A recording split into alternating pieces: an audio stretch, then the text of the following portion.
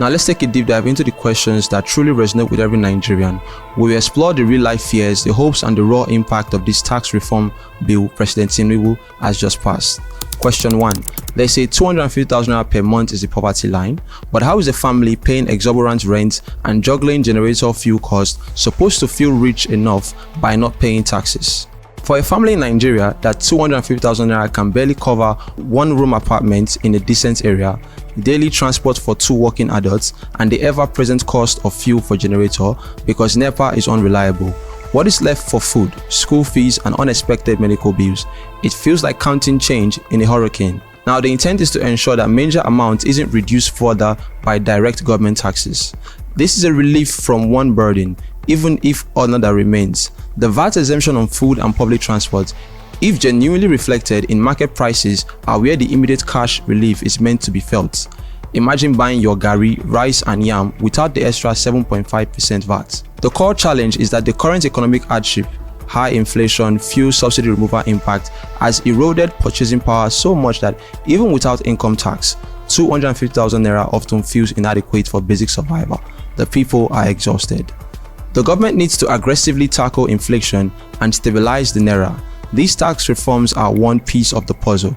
Without stable prices, the tax exemption feels like a drop in an ocean of expenses. Enforcing VAT exemption on essential goods is paramount, so market women and transport operators just don't pocket the difference. On to question number 2.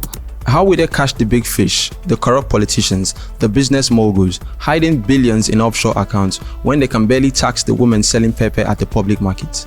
Won't the burden just shift from honest salary earners? The man or woman working 9 to 5 get their taxes deducted automatically. This feels like an easy target. Meanwhile, stories of big men with unexplained wealth circulating daily. The pepper seller or Okada rider operates in a cash economy, often invisible to tax authorities. The new NRS focuses on digitalizing tax collection, e-invoicing, and banks reporting large transactions from 50 million naira for individuals and 250 million naira for companies. It's a direct attack on hidden wealth. Taxing digital assets like crypto also targets new avenues of income. This is a real attempt to expand the net beyond traditional salary earners and catch those who previously evaded. Past attempts at digitalizing haven't fully curbed evasion.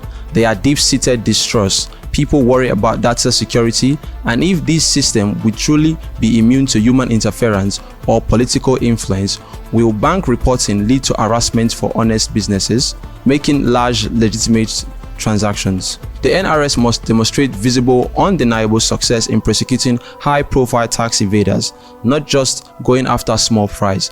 Transparency on how collected taxes are spent, linking it directly to improved infrastructure or services is crucial.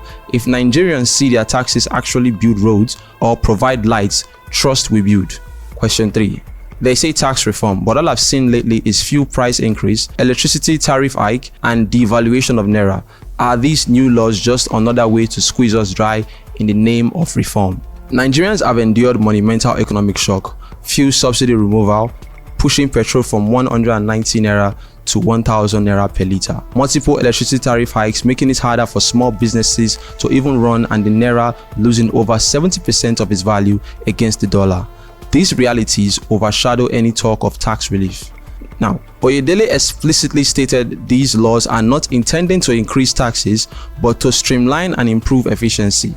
The VAT exemption on essentials are designed to counteract some of the inflations from other policies. The idea is to reduce the nuisance taxes and simplify compliance, which should make life easier for businesses. The timing of this reform might just be the problem. These tax reforms are happening after painful economic adjustments.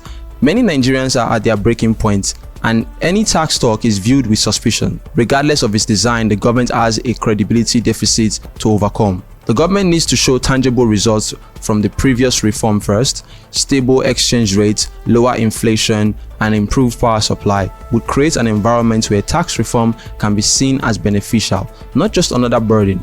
Consistent empathetic communication is key. Acknowledging the pain while explaining the long-term vision is important. Question 4. A small business is struggling to survive with no light and bad roads. How will exempting me from corporate tax truly help me if I still cannot move my goods or power my shop? The women that sells provision in markets, the barbershop owners, the tailors, they lose money every day due to lack of electricity, bad roads making transport expensive, and multiple unofficial levies from various local collectors. Removing corporate income tax for business with turnover under 50 million naira is significant. It means more money stays with the business for reinvestments, paying staff, or improving operation. It also reduces the administrative burden of filing complex tax returns for small ventures. This means the tailor women can buy more sewing machine, or small restaurant owners in Ibadan can expand. Without addressing critical infrastructural gaps, stable electricity, better road and security, tax exemption alone may not be enough to spur significant growth. The ease of doing business isn't just about tax, it is about the entire operating environment. Tax reform must be complemented by aggressive investments in infrastructure and power. The government needs to demonstrate that the increased tax revenue will be genuinely channeled into these critical areas, not just consumed by recurring expenditures. Now, question number 5. They want banks to report transactions above 50 million naira for individuals. Won't this make people avoid banks and go back to keeping cash under their mattress, making the informal economy even bigger? Nigerians have a long history of distrusting financial institutions due to past policies and concerns about government access to funds. The cashless policy, while aiming to formalize the economy, also pushed some back to cash. Many fear that such reporting would lead to harassment or unjust scrutiny.